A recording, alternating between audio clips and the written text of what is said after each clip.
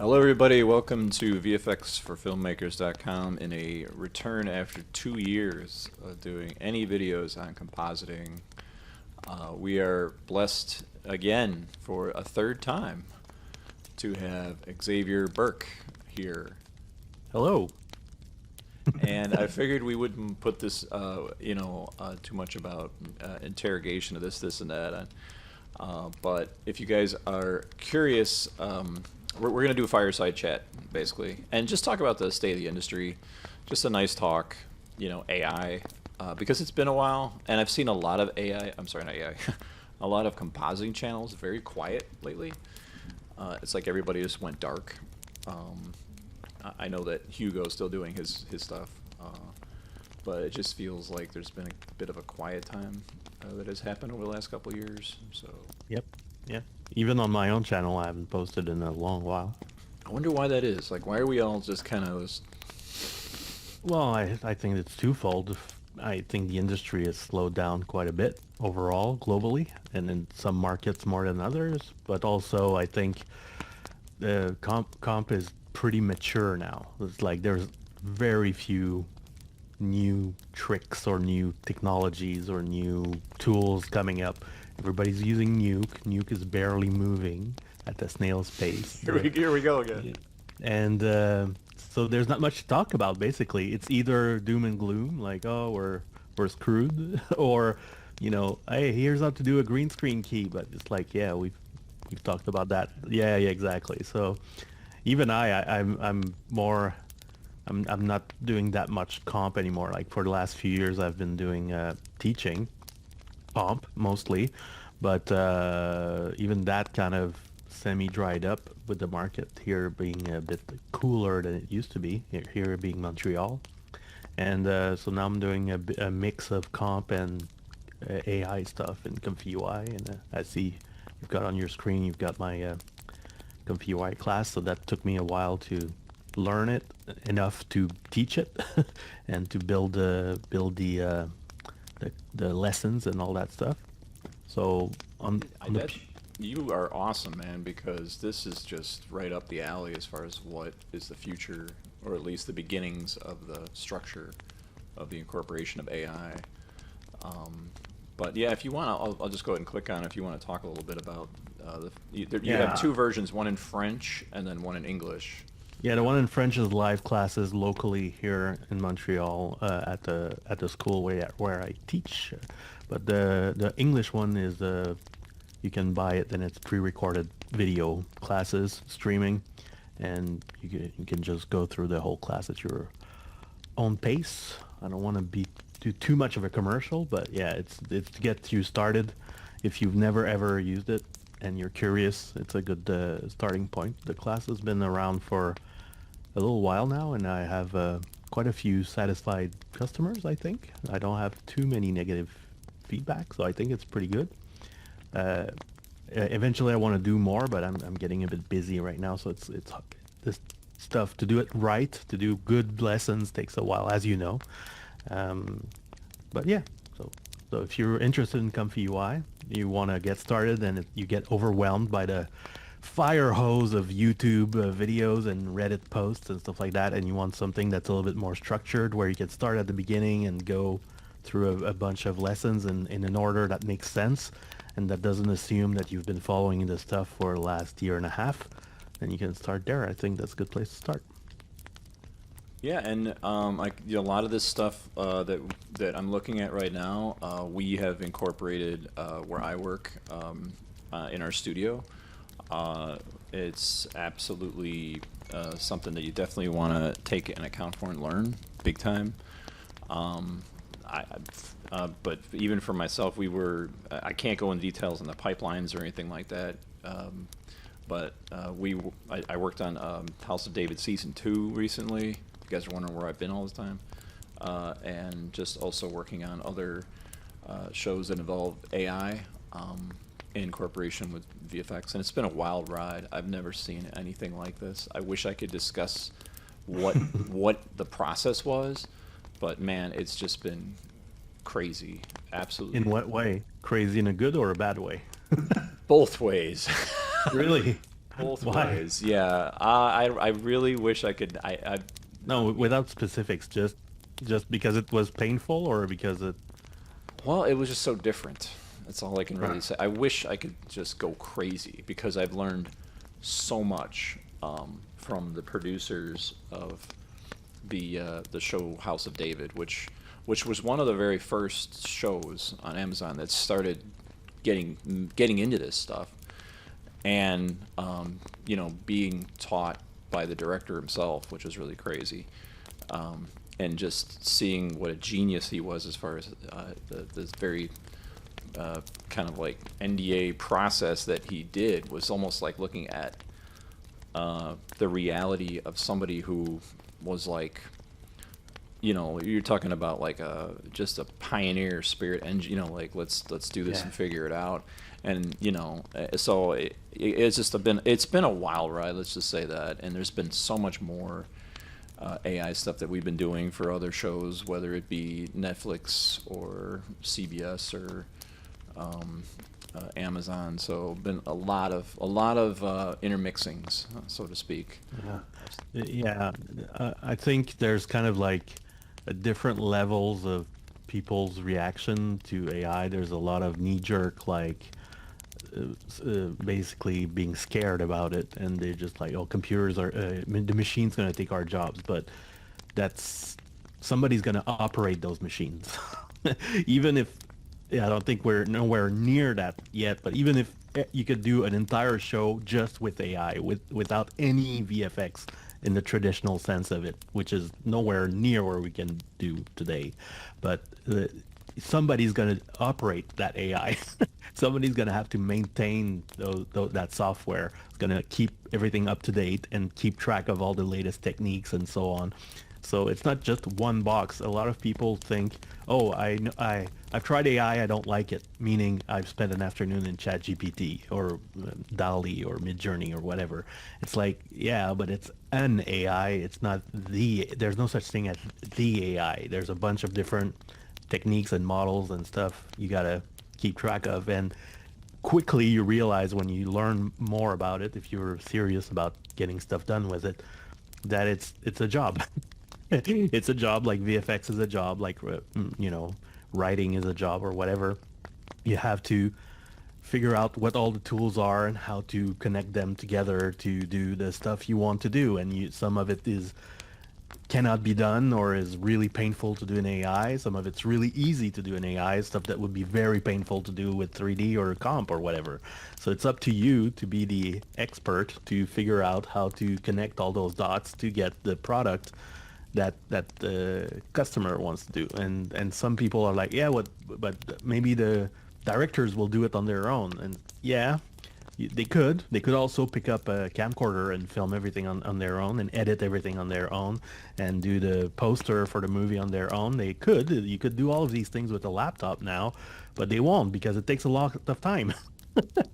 Yeah, when you start to add up all the steps to finish a project, not just the push the button to generate the pixels, but getting all your ducks in a row, all your input sources, and figuring out what needs to happen and how to connect it with the other shots around it in the edit and all the technical stuff. It's a job. So it's a different job, but there's still a lot of overlap with traditional VFX. The best example I can give when I give live classes about that, and people are not sure what I mean, is basically go back and look at the ILM documentary where they talk about the transition between physical models and digital VFX around Jurassic Park, The Abyss, Terminator 2, that kind of era of VFX, right? ILM was a huge powerhouse of physical models. They had a huge model shop that made miniatures for all the classic movies. Obviously Star Wars in the 70s, but Indiana Jones, and even when I worked there very briefly on the Pirates of the Caribbean, they were still making models for the big ships, pirate ships and stuff like that, like huge miniatures, shooting in outside in daylight and stuff. And obviously by then it was a niche thing, but in the mid 90s there was still a lot of miniatures being done, and the miniature workers would start to see the embryo of digital VFX, 3D VFX, and they were like, "Ooh, this might cause a problem for us."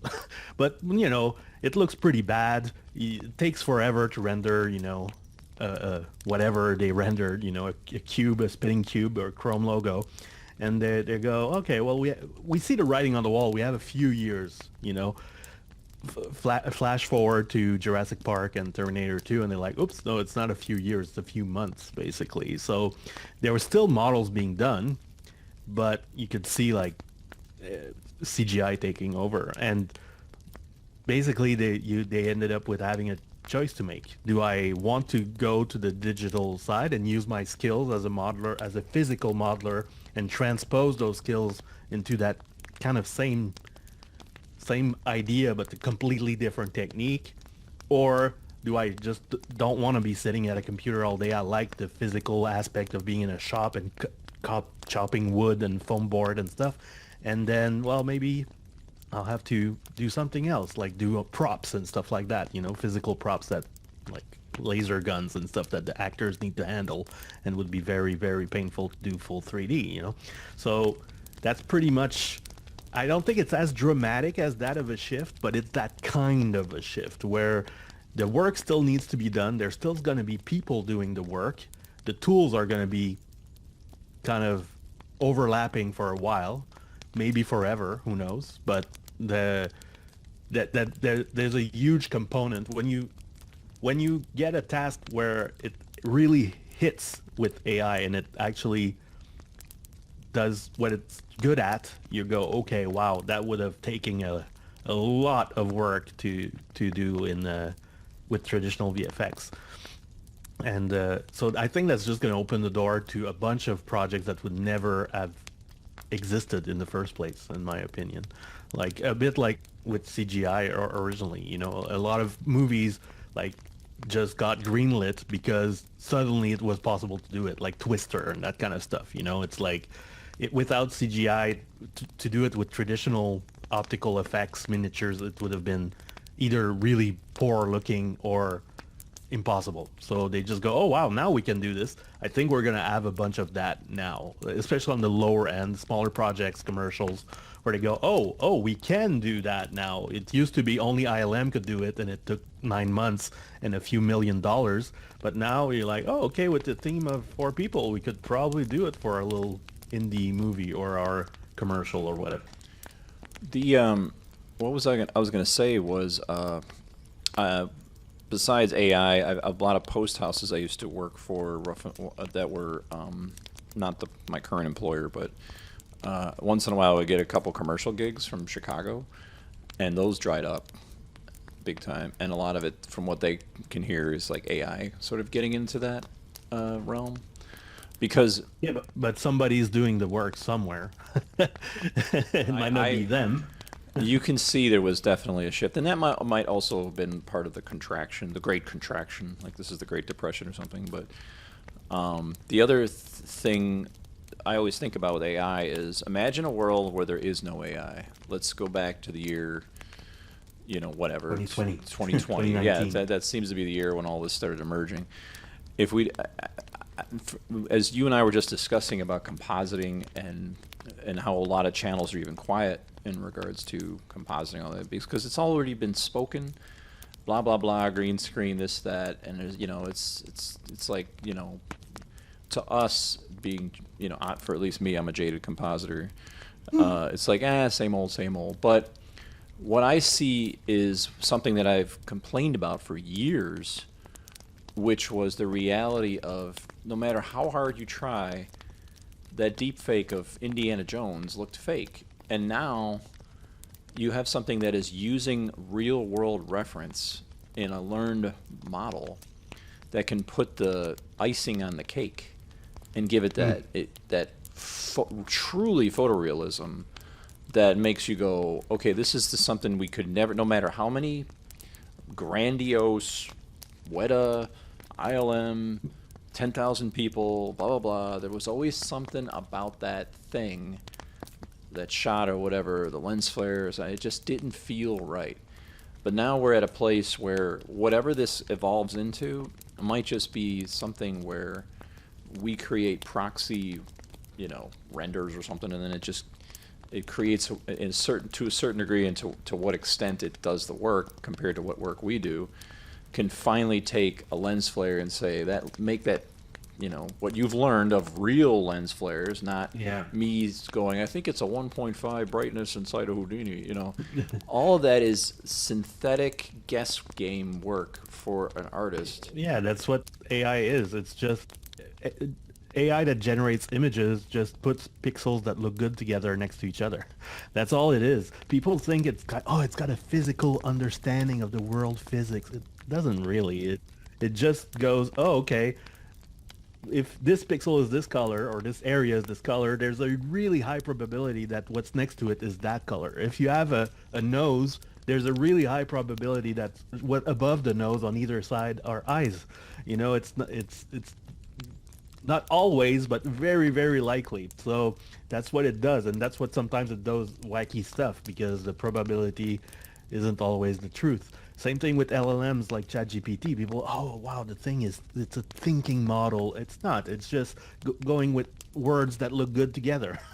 So if you go, today I went on the next word is not going to be electricity. It's like I've been saving for childhood for fireplace. That doesn't make sense.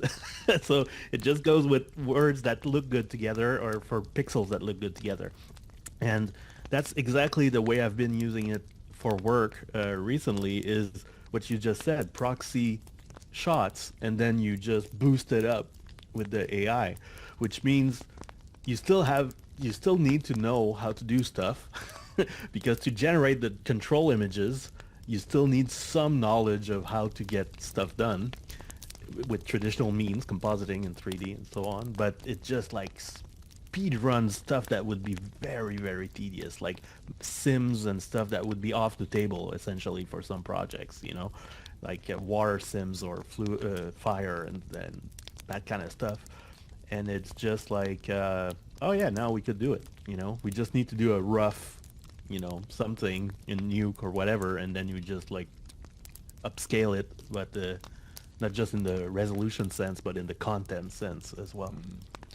How, from what you are seeing, and I know you mentioned that you're doing more compositing, and you're also teaching, how is the weather outside for the last year? And what have you seen shift from friends that you have talked to, and then your personal interest in the community, in the industry? Because, like we said before, it's been really quiet. Yeah, well, I mean, here we had a double whammy. There was like the kind of there was a strikes. People overestimate the impact. I mean, it did have an impact, but I think a lot of people put a lot of stuff on their backs. But then the main issue is, if you look at the box office numbers, that's pretty much the problem. We're at less than it was before COVID. So obviously, all those movies that made a lot of money, they're not making money now. There's some of it's being picked up by the streamers, but you can't give away the entire catalog of movies for the last 100 years for $5 a month and expect to do the same kind of profit that we did when we sold movie tickets for 15 and DVDs. Yeah, that's another huge thing. Yeah, you could sell the same movie 4 times, 5 times. On a typical movie in 1999, you could sell it 5 times. You'd sell the tickets at the box office. Then there was a second run theater that was a bit later. Then there was home video or video rentals like Blockbuster, and then you could sell the DVD and have a bunch of extras and making ofs and stuff to incentivize people to buy it. And then you could sell it to HBO to put it on cable, and then you could sell it to over-the-air networks like CBS and NBC and whatever, and then that would be like 4 years down the line, and the movie would play on a Sunday afternoon or something. Now Netflix pays for the movie. That's it. Like there you go. There's the budget, and then there's no residuals. There's no extra budget, no nothing. You just get paid once, and that's it. And it gets dumped on the Netflix, and if you're lucky, people will find it, or maybe they won't. And that's the end of that story. There won't be a physical release. It won't go on cable. It won't go over the air. and nobody will be able to buy the DVD at Best Buy and so on. So obviously that had to give. Also, the industry just was on an exponential rise since I've been in the industry for the last 26, 27 years. So yeah, I don't know how you can, what metric you could actually use. I guess that graph feels right. I've seen it, but is it actual data? I'm not sure. But anyways, the point is you can't, exponentially rise forever and ever and ever. At some point, there had to be some leveling off. I mean, it's crazy the amount of. You look at the credits on movies, it's like walls and walls and walls of names. It's like a lot of people to push pixels. At some point, something had to give. And plus, here locally, the local government didn't remove, but changed the tax credit system that basically lowered the incentive, which is not a huge deal on its own. It's the way they did it that was so stupid. They just like one morning, hey guys, we're just cutting the thing 30%. Oh, okay. Next year? No, right now. You're like, oh wow, cool. That we would have loved to have a heads up, or maybe have an option to maybe if the goal was to save some money for the government, maybe you could rejiggle, the way the structure is done of the whatever. There were a few ways that could have been done instead of just like cutting the head off in the worst year in VFX history too. Like if it had been done when everything was booming, it would have been kind of okay, well, you don't need us anymore, you can fly on your own. But it was literally the worst year since I've been in the industry, and they just like completely blindsided. Okay, so just for the audiences that are not familiar, or maybe people from different countries, what exactly was the situation before in Canada, and then what is the current? So I mean, it's no secret some locations have pretty large government incentives. Quebec, BC, and British Columbia, and Canada, Vancouver, essentially. Australia has some incentives. UK has some incentives, and so on. So that's kind of, you could argue we don't want that, we do want that. They're there. The incentives are here, right? So, and they're a huge component of the budget. So when a local VFX shop here, let's say Rodeo, gets approached by some producer, hey, we need some VFX for our next movie. How much is it gonna cost? Here's the script. Can we, or the storyboards, whatever, can you bid how much you expect this to cost? And the incentives are a huge component of that. If they basically double the cost if you remove them. So that's a huge part of the, very well, VFX has a razor thin margins. A good VFX shop that's really well run will have a 4% profit margin. So it's like if you screw around with the numbers too much, you get in the red territory. So you have to be quickly. perfect.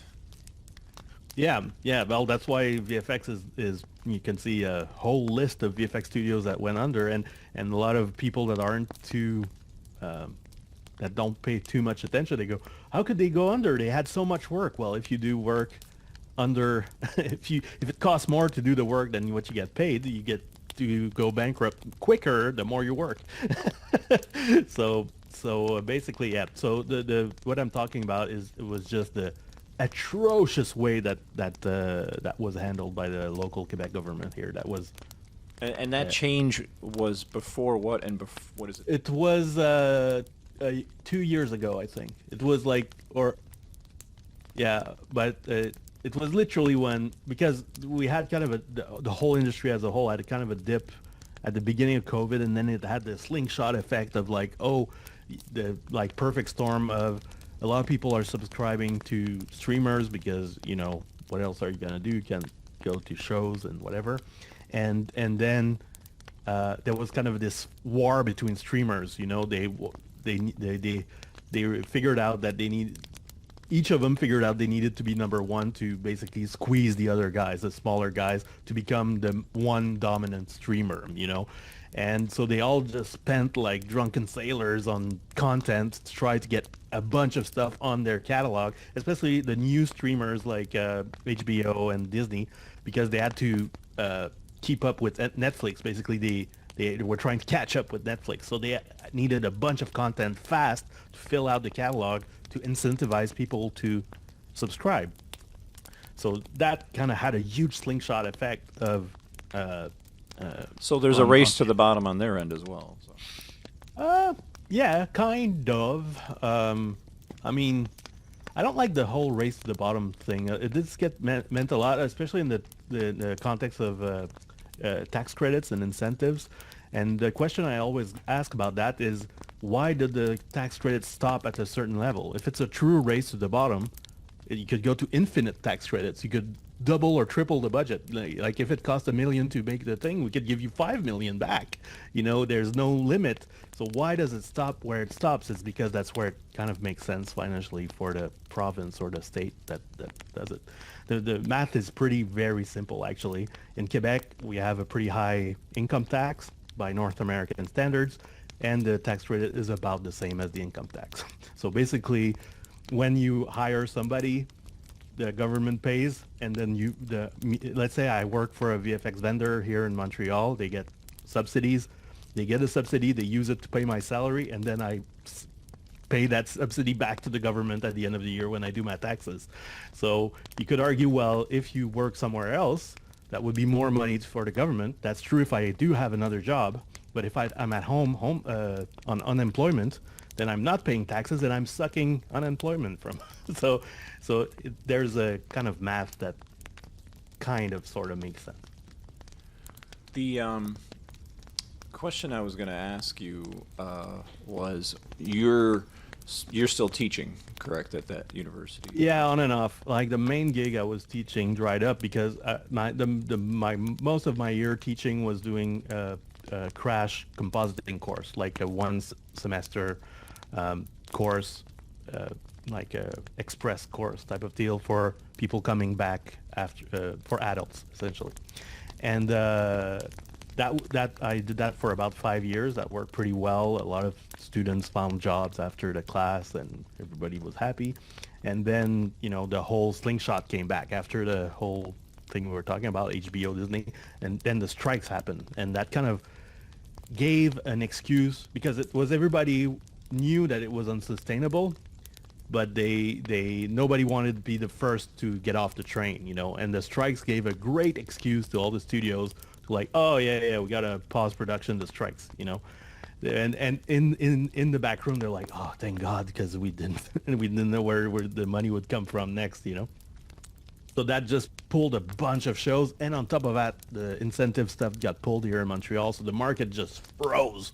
Like there was nobody hiring, so like my course essentially became useless because the main idea for the class was for people to get employed, and if they can't get hired anywhere, then it's pointless. Even if the school wanted to keep doing the class, I would have felt so bad, like teaching a whole classroom of eager people and knowing full well that there's zero chance that they would find work at that time. So that kind of dried up. So I still do a bunch of little short classes. I just did a Python for Nuke class, and I've got a Comfy UI class. I do a deep compositing and so on. But basically, yeah, that whole thing just kind of froze. So now I'm doing that a little bit, and I'm back on shows at the local studio here. Cool. So Montreal, in compared to Vancouver, is struggling a bit right now? I don't know. In comparison, it's hard to tell because Vancouver, I mean, I'm hearing it's a bit rough also. Which one is worse?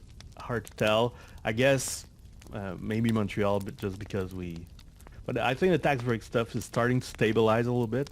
Like I said, they didn't pull the entire thing. They just dramatically reduced it overnight. That was the problem. If they just said, oh, we're gonna do this next year, or do it in phases, like we're gonna do 5% a year for 5 years or something like that, people would have adjusted. It's just the whole like pulling the rug that got. So yeah, I think now it's kind of stable. What do you think was the catalyst to the government pulling the rug? Was it just I actually looked into it. I actually wrote my MP, which is like my congressman or something, to ask about it. And basically, you look at the province budget. Every year they publish the budget. We're going to spend that many billions on roads and so on, and the VFX industry was a victim of its own success. That like they were looking at the graph year over year of dollars spent, not percentage, but dollars spent, and it kept going up.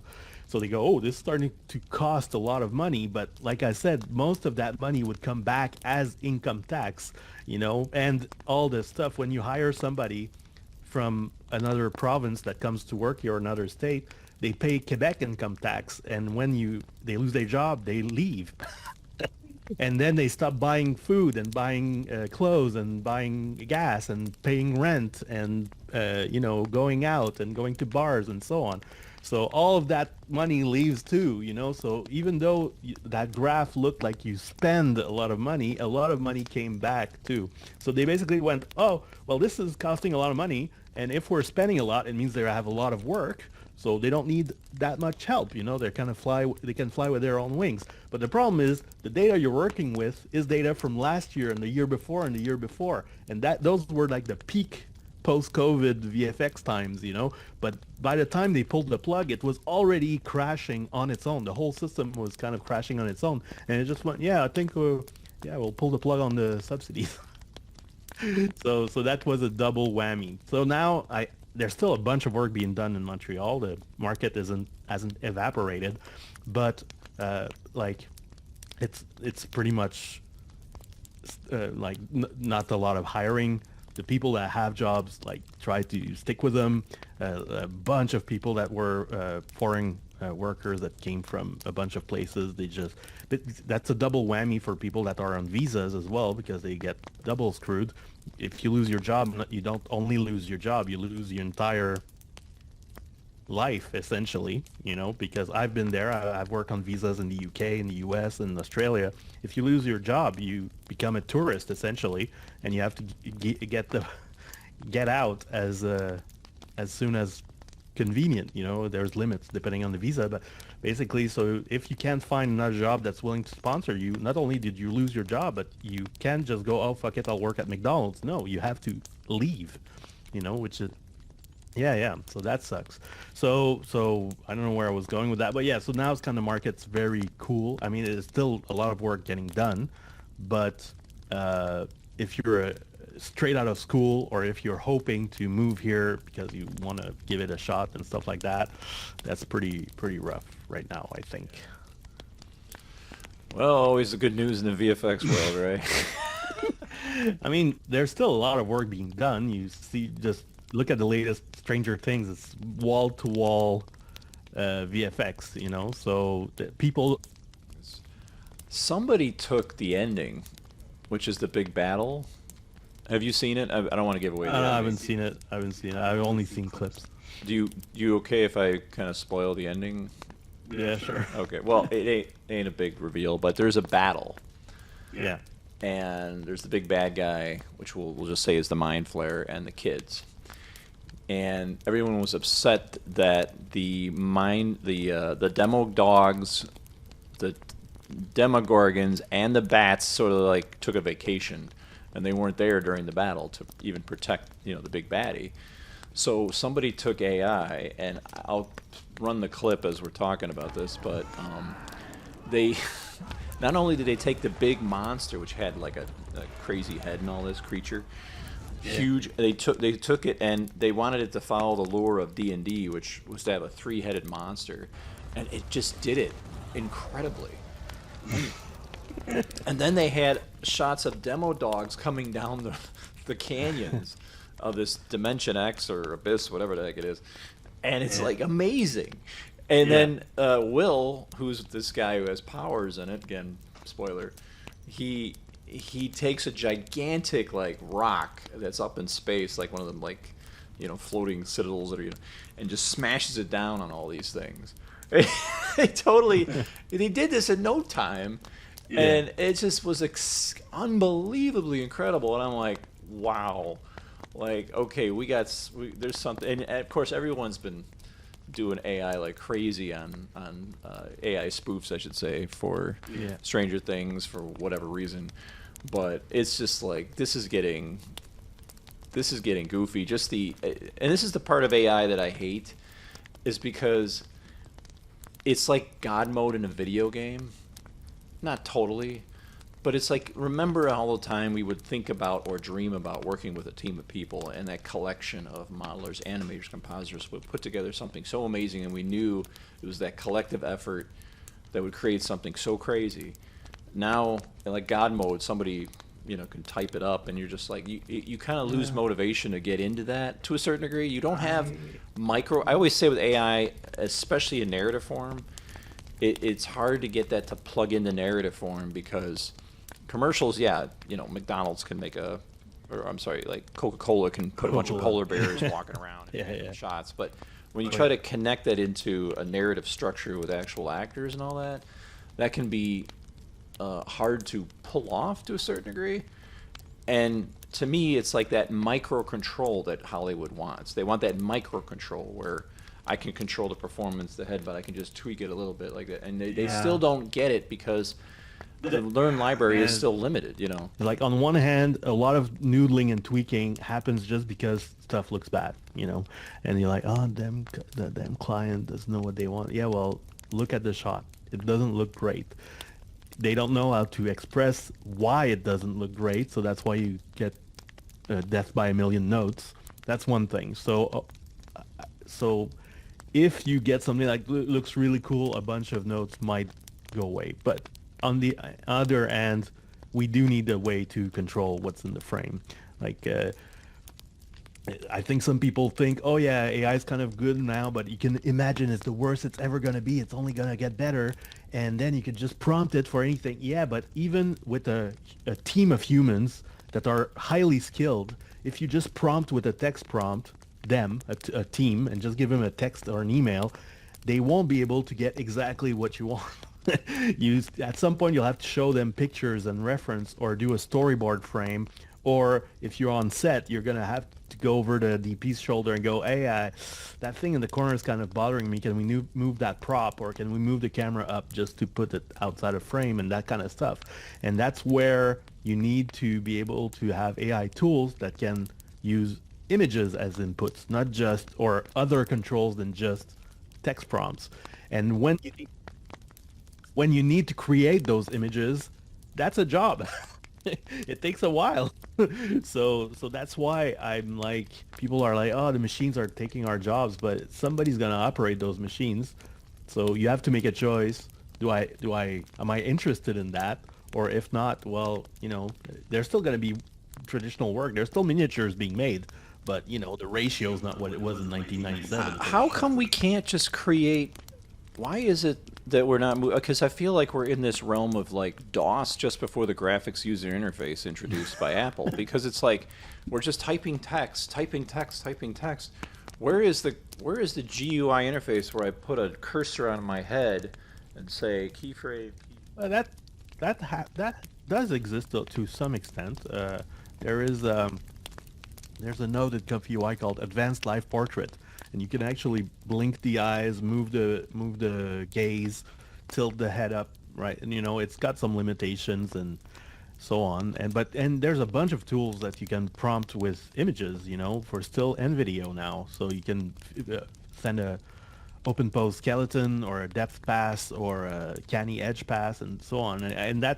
And the big one for me is models that accept a mask as input, because that means now I'm not painted in a corner when I get notes, because the big problem with AI, if you just do the dummy ChatGPT or Midjourney, I'm typing a bunch of stuff, enter. If you go, oh, this looks really cool, but that part kind of, I don't know, I want to change that.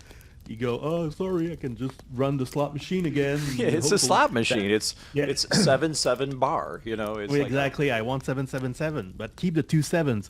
That's not that's fun, definitely, but that's not the way to get a project. And you're not. Done. That's not the microcontrol, or at least the kind of finicky notes you'll get from producer, Yeah. So the solution to those problems with AI is control net and then painting, essentially, either for video or stills. So you got to be able to feed some control images to guide where stuff roughly will be in the frame. Where is the horizon? Is it a wide shot or a close-up? And how am I framing my shot? And where is the stuff going to be generated? If I need to generate a mountain or a car or whatever, where is it going to be? And also in painting, meaning that if you have a bunch of stuff that looks cool, but you have one area that sucks, I want to be able to just regenerate that area without screwing everything else, you know? And for stills, that's been around for a little while. For video, it's starting now to be interesting, you know? And this gives us a lot of ways out when it doesn't work, you know? Because now you go, okay, I'm running the slot machine a few times. I take the best out of 5 or something. And then you go, okay, this looks pretty good, but that area here, the motion kind of looks wonky or whatever. You go, okay, I'm just gonna regenerate that part here. But that takes a lot of time, and that takes some effort, because just generating those control images, even though they are low res and low quality, you could do it with a bunch of cubes and spheres in Nuke. Just getting all that stuff lined up properly can be a mission. Especially, I've been doing advertising recently, which I haven't done ages. I barely did any advertising in my career. And then you have extra layers of, oh, well, the logo's going to be here, and this super needs to line up with this, and so on. So you go, okay, this can't move, but this has to go up. But now the camera, if it comes down, then the horizon goes up, and it creates like really pretty tricky layout issues. And no AI is going to do that, especially not a text-based one where you go, oh, move the camera up. Well, how much up? You know, more. I don't know, tilt down, enter. And so at some point you gotta be able to draw. This is where I want my horizon to be, you know. But this is already in progress. So, but which is on the technical side, you go, okay, well, that makes sense, and it's gonna happen either one way or another. But that means you're going to have somebody that knows how to operate all these things, and that's a job. And that's a time-consuming job. So, of course, if a director wants to learn how to do that, they can. They can also learn how to composite or how to do effects sims in Houdini, but they don't because they're busy being a director. So somebody else usually ends up doing those tasks, and it's going to be the same thing with AI. So the big question isn't like, is it going to steal everyone's jobs? Do you want to do that job personally? Like, do you find it appealing to do that job? If you don't, then you go, okay, well, I'll find something else, I guess. But if you do, like, I'm just very confused with the people that hate AI on principle. I don't know what. Now I'm going to get a lot of haters for saying this, and these are the same people that were kind of bad rap in motion capture. You know, you were talking about how, you know, when it was ILM, everybody was, you know, they say you were betraying them if you went to work for the computer graphics department. And then when mocap came along, it's like, you're taking the magic away from... it seems like specifically naive young animators, college-level animators, are the most self-righteous, purist... oh, don't go AI, I'm banning it, you know. And I'm like, listen, go protest, you know. You won't have work, you know. I hate to sound like cynical about that, but specifically it seems animators still want to hold on to the reality of, and I'm looking at these AI tools that are coming out that assist with learned understanding of the motion of an elephant, the motion of this, and it's sort of like putting that, like I said, that layer cake. It's like you built the cake in the middle, and now we're putting the icing on it. There's nothing wrong with that icing. It tastes great. Yeah, it's full sugar, but it's, you know. Yeah, it's a good analogy. Yeah, I mean, there's nothing wrong with what I believe will be the future of this. I guess, like everybody else guessing, you know, is if we can get it to a semi-micro control where we're presenting proxy renders, and you were just describing that placement, so you're not painting yourself in the corner. But that's already happening. I'm doing it now at work today. I've been doing it, you know. So basically, you rough out the shot and then you turbocharge. But it also gives you a huge lever. Like, I've been doing matte painting with AI tools, you know. Krita has a plugin that you can use to connect it to Comfy UI, and it's basically, you can do regular painter stuff like Photoshop style stuff, but then you can start to in-paint areas, upscale, regenerate areas, go, oh, I don't like that thing here, just create a new thing there, or add stuff that wasn't there at all to begin with. And it just turbocharges you, because as a comper, I kind of poke my way around matte painting. You know, I'm not a very good matte painter, but I could, bash a few mountains together, I guess, and, warp the lighting on them and stuff like that. But now you can take a really shitty bash comp and just go, hammer on it with AI, and just like starts to build on top of it. And you can do really good looking frames, and it gives you like this superpower of like, oh, okay, I can do my own matte paintings now, or do stuff that would just not have been part of the project, because we're not gonna hire somebody just for that one shot. We're just gonna find something else, a stock element or something, and it's gonna look a bit wonky, and okay, well, fine, we don't have the budget. But now same thing with 3D. I can do like pretty shit 3D in Blender because I'm not really good at it. But then you can take it and just like turbocharge it up. It's like that's the only redeeming quality. If we go back to Nuke, that new USD stuff that they're trying to shove into Nuke. Everybody's like, well, what are we supposed to do with this? The light, there's no good lights in there. There's no area lights and soft lighting. We're only an hour in. We're already ripping into the Nuke again. Yeah. But basically, you go, yeah, that's true. I can't do final pixels from that yet. Maybe in 10 years, at the pace they're going.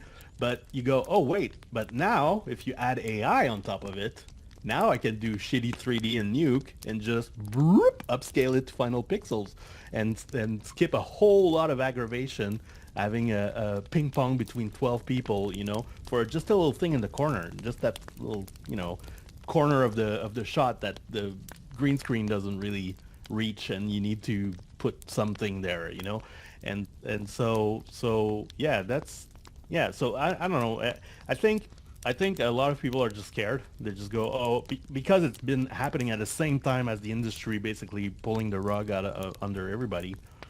I think a lot of people just go, oh, fuck this, and it's like too much. Well, I actually, this Christmas, I went home to Chicago because I'm in Indiana, and I just finished my master's at Purdue, finally, after taking forever. But I went home, visited friends, family, and I visited my friend, and he was a graphics designer, and I felt like I was seeing into the future as far as the AI, because he basically, the work pretty much went to crap, and all his friends that are in graphics design say it's horrible because of all the notes that people are like, change this, change that. And now he's repairing old radios, and there's still a big business, even though it's small. It's a small niche, but it's a niche that's extremely successful. So he's fixing like hand radios and like really complex different radios. And he brought up an interesting fact. He says like nobody wants to look into how something's built anymore. He said, he's like, I'll get a call from China or something. The guy's like, just fix it. It doesn't work. He's like, look at the manual. It shows you how to just do this and this, and it'll be done. He's like, I don't care. This ain't working. Right. And he's just like, nobody wants to pick it apart all the way and build it all the way back up again. That part, he says he's seeing that a lot now, where it's just like the reality of like just understanding. Yeah, but that's just human nature. Like people want to get to the finish line without having to do the work. You just want the end result, which like AI is great at hitting that kind of dopamine hit where you go, holy shit, I just did this thing and now I've got this really good looking image. But that's great as a hobby, or that's great just as entertainment. But when you try to actually do real stuff for a real project, like you said, that needs to line up with other shots around it, and that really matches or mix live action footage with a bunch of AI, and needs to connect and everything, that's work. It takes work. No AI, you're gonna take work, and you're still beholden to like the plates and stuff like that if it's a live action show. So you still, I mean, you can do like crazy. Well, to me, AI has Hollywood has been humiliated by AI. Like, not to mention all the parodies and all that stuff. It feels like what was once considered this pious, reality is now kind of thrown mud upon by people taking old movies and this and either improving them or I don't know. I just feel it just Yeah, but that's kind of that's the thing. Like the a bunch of stuff is super easy, like in AI, but the super easy stuff will become worthless literally to everybody really quickly. You can just think of all the AI memes. They skyrocket. Everybody's doing it, you know? Like when the Google video model came out, the man on the street interviews in Roman Empire times, in ancient Greece, and pioneer times. And now we don't see any of them because it's done. It's over. Everybody's seen them.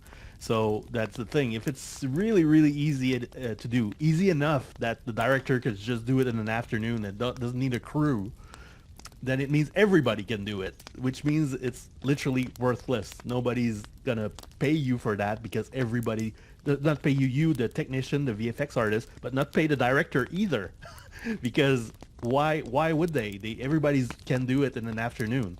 So it might just end up raising the bar, you know, just like CGI did over, like, when I was a little kid, doing a Chrome logo was a big deal. Like an HBO spinning Chrome logo was $1 million enterprise, and it took weeks of highly skilled labor to do this. Flash forward a few years, any idiot can do that on their laptop. So nobody's paying $1 million for a Chrome logo today. So it just raised the bar. Now, if you want to sell those services, you have to do something better than Chrome logos. Well, that's the same thing's going to happen with AI. A bunch of stuff's going to become real easy, but it's also going to become worthless, which means that if you want to sell those services as a professional, you're going to have to do better than the baseline that anybody can do with a ChatGPT account. But there is a bunch of stuff that can be better. You know, no matter where the line is, you can always be above the line. And to be above the line, you need a lot of work. have you seen anything in regards to critiquing VFX recently that you think was pretty amazing as far as new landmarks in VFX? Landmarks. Well, That's not rough. landmarks. I've seen a few interesting projects. Like I can't remember the name of the movie. Have you seen the movie? It's called. It's got. Nobody even saw it, I think, but I think it was still like over the Christmas break. It was pretty. It was up there like #1 on Netflix or whatever. But it was called The Great Flood, and it's this flood that comes over. It was filmed South Korea, I think, like Seoul, and it's like the water rises and the build. I mean, this stuff was crazy. Like I was like, this is nuts. How I don't know how anybody could have planned this movie because it's like going up layers of, and there's water filling up and all this, and that to me was pretty powerful. The visual effects for that. So whoever worked on The Great Flood, great work. And of course, you know, Stranger Things. You know, the sets look fake though. There was I'm not talking about VFX. So nobody from Weta, don't get angry at me. You guys did an awesome job, you know, as usual. But man, the some of the sets look like crap. I don't know what was going on there. If they run out of money. Right. But. I haven't really followed it. I'm kind of like not into the super heavy VFX shows because they're all pretty tired. Like all the Marvel stuff was fun the first 10 times, but now it's like, okay guys, we gotta find a new formula here. But yeah, I liked, it's not that recent, but I like the creator from ILM did that, but I watched also a bunch of BTS for it, and it was like the way they managed to pull that off on that relatively small of a budget. It's still millions of dollars, but still it looks way better than it should, and that's because they were really efficient in the way they shot, and they really, like, they did what I think is lacking the most in VFX, is basically putting the money or the effort where it matters. You know, it's like a lot of times when you work VFX, especially people that come more from the 3D, full 3D side, they build video game levels, you know, they build assets that look good from any angle and so on. And you're not going to see those angles. It's not a video game. There's no chance of the player walking around the thing. Your camera is here, and that's the only place it's ever going to be. And that asset is only there for 2 shots, and you're only going to see one side of it. You don't need the whole turntable. Just get it done. I remember I was working at Animal Logic, and I was working on shots where they wanted to add curtains on the window. and they just, oh, we'll just matte paint them. It's 2 shots or 3 shots, and I was comping the 3 shots, and I walk over by pure randomness. I walk behind the matte painter, and I see the soup like going, oh yeah, we need that, and giving notes like on the folds of the, I'm like, okay. But then I noticed that the shots like that big in the frame, and they're working overscan, overscan, overscan. Like it was already like a film show that had a healthy amount of overscan, and they built a bunch of overscan on top just in case, you know. And he was giving notes on the stuff that was so far out of frame, so far. And I just walk in and I'm like, hey guys, just a heads up, the part you're noodling, it's not in the shot. And he goes, oh yeah, well, just in case. Well, I'm comping all 3 shots. There's no more. It's only 3 shots. And I can assure you that part is in none of them. So those pixels will never be seen by nobody.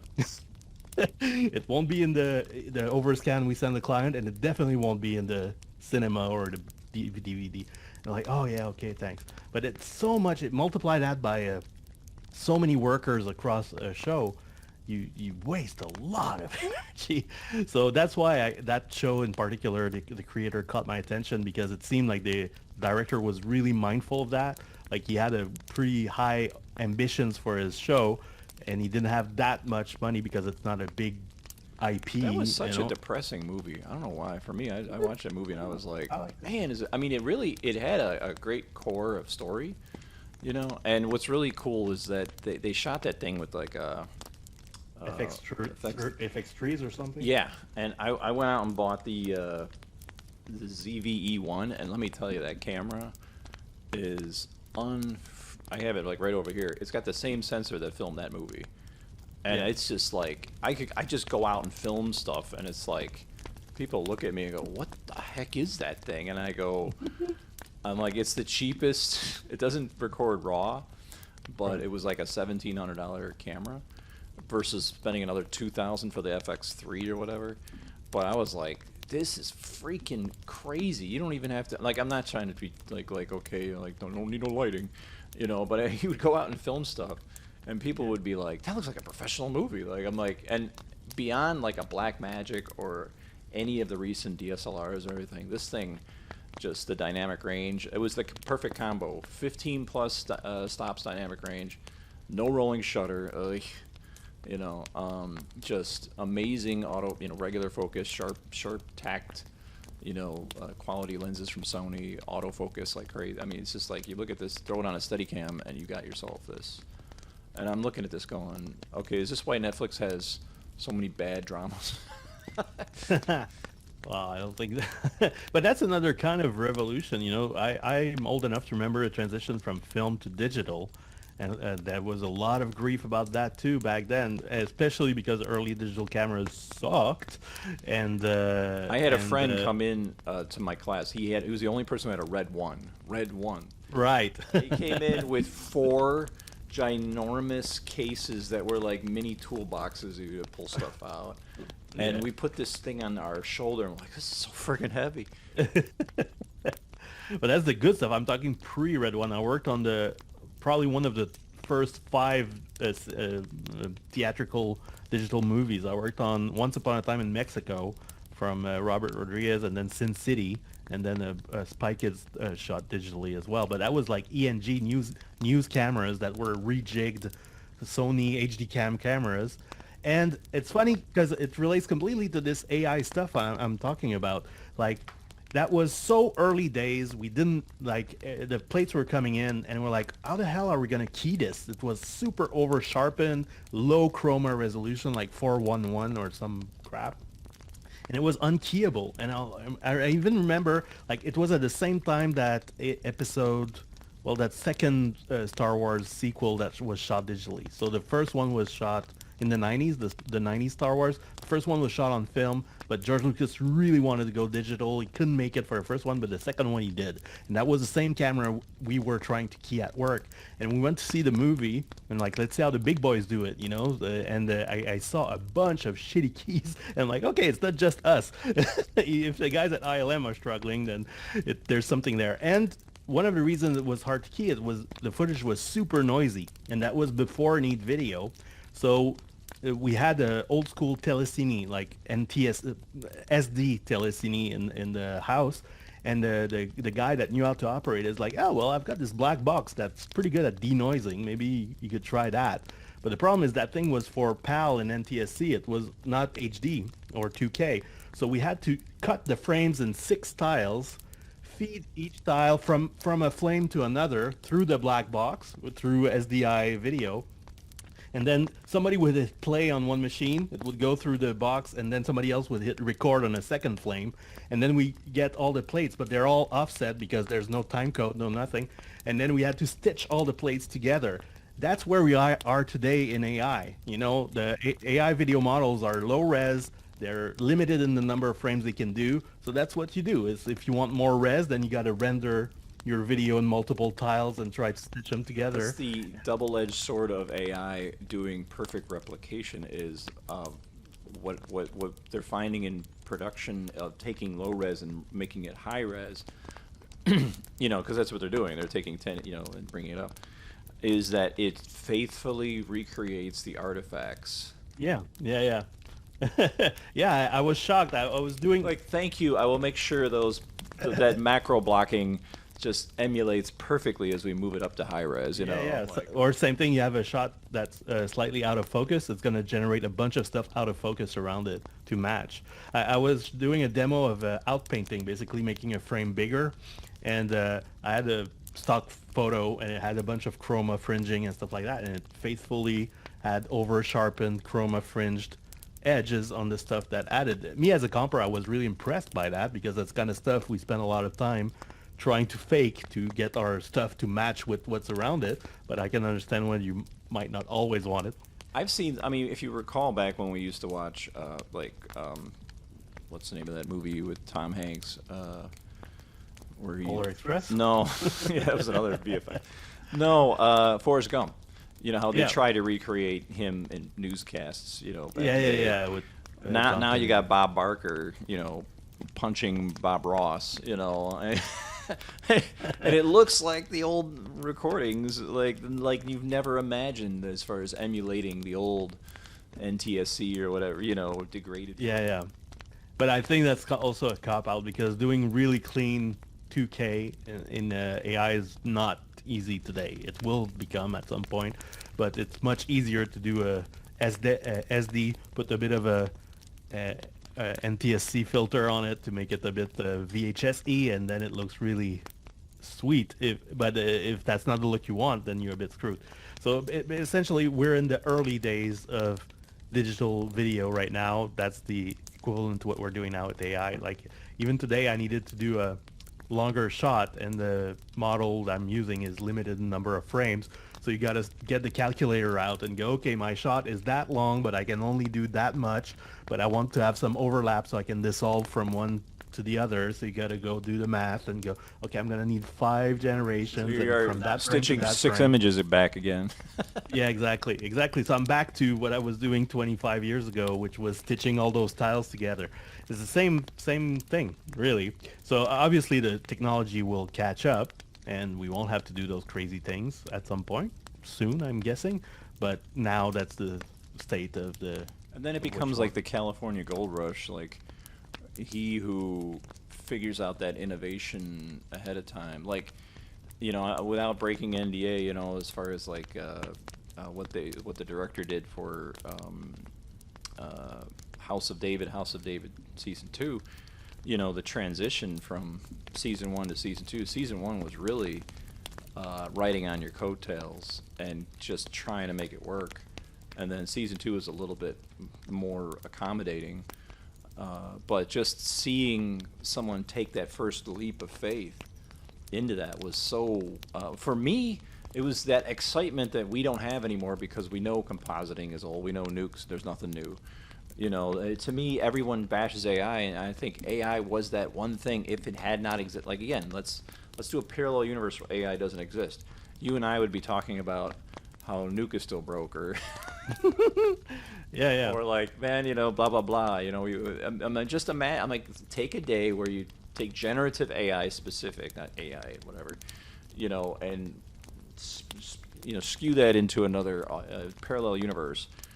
I mean, just think about how boring VFX would be, today. Yeah, I kind of agree. I mean, it is exciting and overwhelming. You go, holy shit! Like I'm kind of starting to get used to it, but I still remember not that long ago doing stuff and going, oh, wow, that actually worked. And it's like, how is this even possible? At first, you're like, what is happening here? It's really, really. I mean, just another anecdote, AI anecdote. When I last year, a year and a half ago, when I started to poke around and people were asking me about it, I'm like, what is this thing? I downloaded Comfy UI first time, and I'm like, oh, okay, you can do image to image. And I took a really popular children's show from the 80s here, and they had a bunch of puppet characters like Sesame Street-ish type of thing, and I just made them human essentially. So I did image to image to generate what they would have looked like if they had been real actors. I posted them on Facebook. I had like so many thousand likes. A local radio station called me to ask me how I did it. Like that was like how like novel and stuff, because it's the kind of stuff that to me that's the most interesting. It's not trying to do something else that already exists. It was literally, if you wanted, let's say that was a real gig.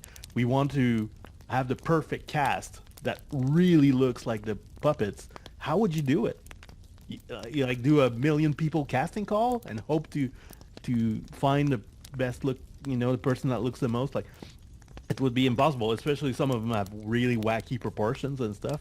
So it's like, and I wasn't the only one to do that. Obviously, I've seen the Simpsons characters as real people, Family Guy, and that kind of stuff. But it's basically, without that technology, this project would be virtually impossible to do. And so that's cool because it creates stuff we couldn't do before, and that's fun, that's exciting. But also, I understand people that are like, holy crap, it's a lot of stuff. It's and especially if you're trying to keep up on the tech side of things, like how to get those models running locally and getting all the pipeline around it. It's like it makes your head spin. Like we're not used to that in VFX. Like I'm watching that before our eyes right now, where I'm at, and it's mind-boggling. I'm just gonna leave it at that. It's I mean, compare Nuke and Comfy UI in terms of pace of development. It's pretty shocking. Like Nuke is once a year. We've updated the ARI SDK, and we have a new point release of OpenColor.io. And now there's a little plus button on the group, so you don't have to do Control-Enter to open them. Check it out, guys. And you're like, okay, cool, Foundry.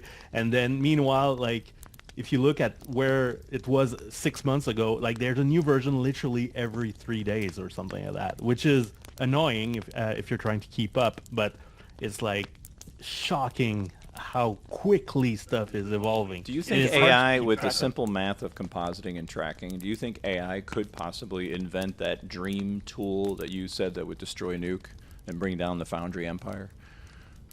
I actually had that discussion with somebody. You're already planning it.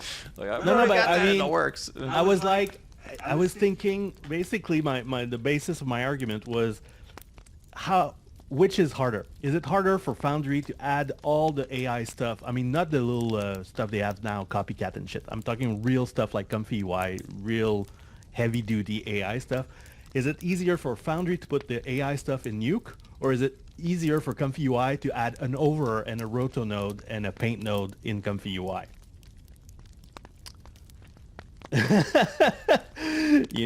So the thing is, the problem with that is that the user base for Comfy is super varied and vast and wide. So I'm not sure if they would be willing to take on that work. But because it's open source, you just need somebody somewhere that's willing to take on that work and send a bunch of pull requests. And one day you might end up with a roto node that's pretty much the same as Nuke's, but in Comfy UI, or a bunch of merges and key mixes and whatever, and even deep nodes and whatever. There's no reason technically why it can't be done. Right now the UI is a bit laggy and stuff, but my point is, since Foundry, that Nuke is just a sitting duck. If it was kept innovating, then you have always be trying to do catch up. That's the Blender problem. Basically, they came in late to the party, and all the commercial products kept advancing. So as they integrated new features, they were always trying to catch up. And now, because the industry's kind of stabilized, they can finally kind of sort of catch up. But Nuke, the thing is, it's such a small market, nobody wants to take it. There's no competition, not because it's impossible to dethrone Nuke. It's because nobody wants to spend money on a market that's got like 40,000 users globally, you know. But at some point, if you have something like Comfy UI that's first to market, already open source, so you can add stuff to it if you need it, and basically they're like, sure, I mean, we don't really care about those 40,000 users, but it's just a drop in the bucket for us to add those tools that you need, you know, and it's already got an old graph. I mean, it's not great right now. There's no way today Comfy UI can compete with Nuke on almost anything except the pure AI generation stuff. But you can see it, you know, it's like from version to version, you go, okay, well, you know, you could totally imagine like the bunch of nodes I use in Nuke all day could it's much easier to copy a key mix and an over and whatever the main blur or whatever we use in Nuke than it is to port the entire stack of AI stuff into Nuke. If Foundry was on top of it, the way they could quell this problem, future problem, we're talking probably years, if at all, but they could do a really tight integration between Comfy and Nuke. There are some attempts out there, like from people like open source community, but it's pretty rocky. But if it came from Foundry and they were really serious about it, and they didn't half-ass it, and like think of like what was the thing with Unreal Reader and stuff, like kind of was a bit of a letdown, but the idea was cool, you know. Comfy is pretty much made for this, so you could have a Comfy server running in the back end, and then you could talk to it through my node graph. I wish I had that tool nice and polished, because right now my biggest issue isn't generating fantastical images with AI. That's easy. What's the pain in my ass is I have to bounce between 4 softwares and keep interchanging files between them and keep track of all the file names, and file management is a complete madness in Comfy UI. And it's like, okay, and one part of my workflow that's not like that is the interaction between Krita and Comfy, because you don't have to interchange files. It's using a WebSocket to basically, you select an area, push go, it sends the request, sends the pixels through the WebSocket, through Comfy. Comfy does its magic, sends it back through the WebSocket, shows you what it did in the interface. Did you like it? Yes. You put a tick on it, and it appears in your comp. And if you don't like it, then it stays in a temp folder that's going to get thrown away at some point. You know, it's so that's kind of, there's some clunkiness to it, but that's definitely the fluidest interaction I have with Comfy. So I wish I had that level of polish between Nuke and Comfy, so I didn't have to keep bouncing, you know, those bash comps we're talking about, and okay, I got to make a right node, but Comfy is expecting that color space, but my comp is in that color space, and it needs to be that resolution, so I need to reformat it before, and blah blah blah. I want all that shit to be transparent, you know, set once, you know, and forget it, and for the show or the shot, whatever, and then Comfy does its magic, sends me pixels straight into Nuke in a UI where I can choose to use it or not, because there's a lot of bad generations I don't want to keep. And you're like, okay, I like this one, click, and then automatically it saves it, creates a read node, and puts it in my comp. You know, that's what I need. But, you know, we're going to get a plus button to open groups now. So I guess that's something else. So, I guess we can make I guess it's the part of the show where we usually have questions, but we don't have any questions. So I think we covered a lot today. I think we can kind of end this with, what do you believe is predictions for the future? Ooh, just that, okay. Well, I don't know. It's really hard to predict. I think as far as the market go, I think it at some point it's going to stabilize. Like it's contracting. How much more contraction is going to happen? I'm not sure, but yeah, VFX is still, a lot of people still need VFX. Just unlimited VFX for everybody is kind of coming to an end, but a lot of people still need those skills. Somebody's going to do the work somewhere. Question is where and how many people are going. But it was getting a bit insane. Like if you look at the credit rolls on big movies, it's nuts the amount of people. I remember when my first real job, like first 9 to 5 real job, was tech support at Discrete Logic Autodesk for Flame, right? And I would watch movies, and I was doing tech support all day on the phone, like helping customers with broken hard disks and stuff.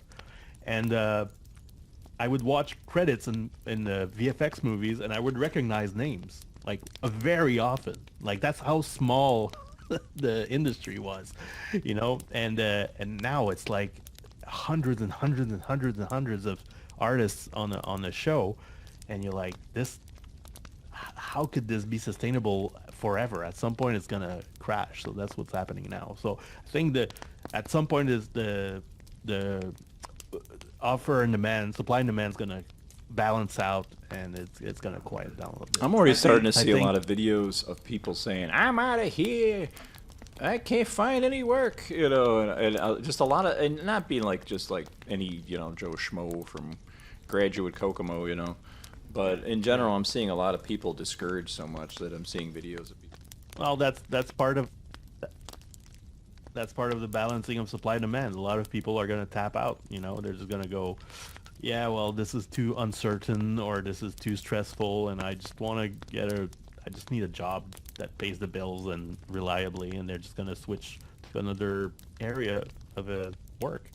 And that's going to balance out at some point between the supply and demand of work and workers. But I can't predict how it's going to shake out, you know. But the other thing is, yeah, AI is a thing. I think it's really hard to find people that have really balanced takes. It's either like AI bros that like, oh man, guys, this is over, blah blah, VFX is 3D is over, Hollywood is over, and you're like, have you tried really to do a real project, not just fucking around with it, but try to finish an actual commercial or that's a sales pitch for their website. It's always the doom and gloom. Exactly.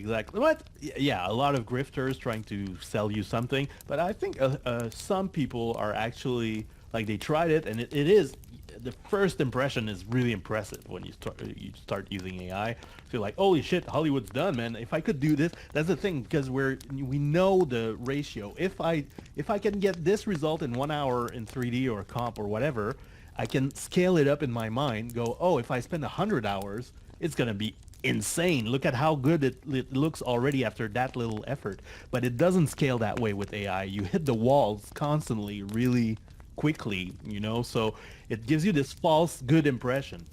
Here's how, and I always said, you know, my quest is the bottleneck quest, and I'm sorry to say it, I would say we can confidently identify a bottleneck, and that's the reality of the performance of actors. Like, I saw one video that tried really hard to pull off a narrative structure story, and it just still felt weird. And you mean in AI, trying to do actors in AI? And I just like, why, with a million people making videos, zillions of people making videos off these, you know, put your quarter in and pay whatever for any tokens, you know. How come nobody hasn't made a narrative structure story that's convincing and doesn't sound like somebody that's a radio host, you know, like, I'm really got my wide eyes, you know. But that's the thing. But to me, that's like not interesting at all. Like doing synthetic humans, I want to do everything but the human. Humans are really cheap to shoot. A human is about 5 to 6 foot tall, and you can park it a few feet in front of the camera, get a good close-up of it. That's easy to shoot. We've been shooting humans for 100 years. The recipe is well known. DOPs can do that in their sleep. They know how to shoot and light a human face. And it's easy to tell a human, okay, here's the line. You got to look really upset when you say it, or you got to be really happy. And there's a endless queue of people that want to do that job in Hollywood and everywhere else. So to me, that's not interesting. What's interesting to me is everything around the human, like those vast sets that need to be built, you know, or synthetically built in CGI or whatever else is supposed to happen around the actors, that fantastical creatures or, you know, weather effects or whatever needs to happen. That's the interesting part that that where AI could or maybe not, depending on what you're trying to do cool stuff with. Trying to do a close-up of a pretty girl talking is like, yeah, well, we've seen that before. It's really easy. You just need a pretty girl and a camera. So that's not that hard to do. It's everything else that's hard to do. So I don't see, I mean, you could make, I could say a case for background, like if you do stadium shots or, you know, hockey rinks and stuff like that, and you need to fill the bleachers, then yeah, you could see like synthetic AI humans doing that job, kind of filling in the background. But for your main actor, and the other thing is people forget the main job of a Hollywood actor, blockbuster actor, is not to act, it's to promote. They have to do the whole, they fly them around the world 3 times to promote a movie, you know, to do all the talk shows. Well, those and guys in stuff Stranger like that. Things, I swear those actors have been promoting for so long. I'm like, man, are you guys making money off this? I hope so, you know. Well, yeah, of course they're paid to do it. That's part of their contract. There's a reason why the big Hollywood actors are so expensive, is because not only do you have to compensate them for work doing the acting, but they also have to spend 6 months or 3 months doing the rounds all over the world to go to junkets and, you know, and entertainment shows, and now they have to do the podcasts and the blogs and all that stuff. So that's work for them, you know. It looks like, oh, we just have a lucky us, we have George Clooney with us today talking about his favorite coffee or whatever bullshit, you know. But the reason he's there on your podcast is not because he just happened to show up. It's because he's paid to be there because he's got a movie to promote. If you replace him with an AI dude, then who's going to go on the Talk podcast to a and shoot television. the You shit? know. We have the AI So- star here on this little TV sitting on a couch. But even if you could do a realistically 2025 max headroom that looks realistic and so on, people will still know that it's not the You're real talking person to at some you're point. talking to something that's been programmed to speak back at you, and you're like, why do I want to hear what this person has to say? You know? Exactly, and which could be said to some actors as well. But the point is, Brad Pitt is Brad Pitt because he's good looking and he's a decent actor, but also because he sounds like a fun guy to be around with when you see him in interviews and stuff. Is it true? I don't know, but the part that I see as an end user is like, yeah, he looks like a cool guy. I could, you know, shoot the shit with him and have a beer and stuff. But if you have just an AI thing on screen, then you're like, why am I watching this? Like, not the movie, but the stuff around the movie, you know? So that's part of the whole machine of entertainment. It's not just the pixels on the end result. Yeah.